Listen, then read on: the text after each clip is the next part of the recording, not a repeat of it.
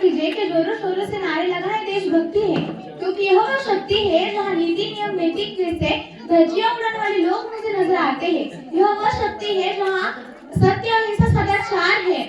हम उस भारत के निवासी है जहाँ चांद पर पहुंचकर भी गाय गंगा जन्मभूमि को माता कहा जाता है। और जिस मुल्क को खतरा नहीं है तो हिंदू और मुसलमानों से, और जिस मुल्क को खतरा नहीं है हिंदू और मुसलमानों से, और जिस मुल्क को तकलीफ है तो बेईमानों और गद्दारों से, और जिस मुल्क को तकलीफ है तो बेईमानों और गद्दारों से। भूल मत करना कि बेटियां सिर्फ पापा की पर्यायी होती है।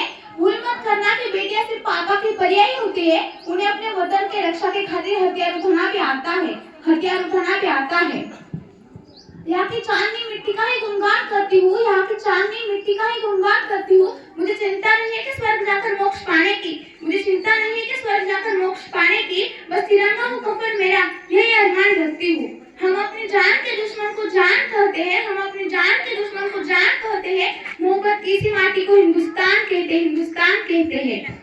जो दुनिया में सुनाई दे उसे कहते हैं खामोशी, जो दुनिया में सुनाई दे उसे कहते हैं खामोशी, जो आंखों में दिखाई दे उसे तूफान कहते हैं। माननीय अतिथिगण, आदरणीय शिक्षकगण और आगे बैठे मेरे प्यारे भाइयों एवं बहनों, आप सभी को गणतंत्र दिवस की हार्दिक शुभकामनाएं। मेरा नाम हर्षदा संदीप है। मैं आज आप लोगों को मेरे देश के बारे में कुछ बताना चाहती हूँ।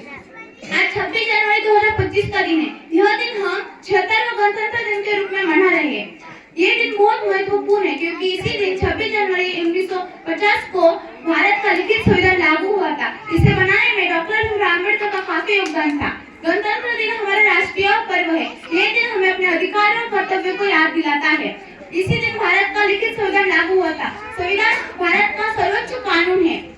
पिता होने की इजाजत ली नहीं जाती, पिता होने की इजाजत ली नहीं जाती। ये वतन की मोहब्बत है जनाब, कुछ के भी नहीं जाती, कुछ के भी नहीं जाती। इस अवसर पर स्कूल, कॉलेज और सरकारी कार्यालयों में तिरंगा झंडा फहराया जाता है।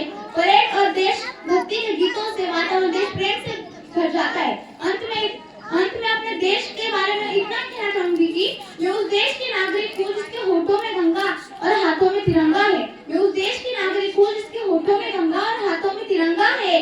वो देश जो कभी सत्यम शिवम सुंदरम, कभी वंदे मातरम, तो कभी पंजाब सिंध गुजरात मराठा द्राविड़ उत्कल गंगा है।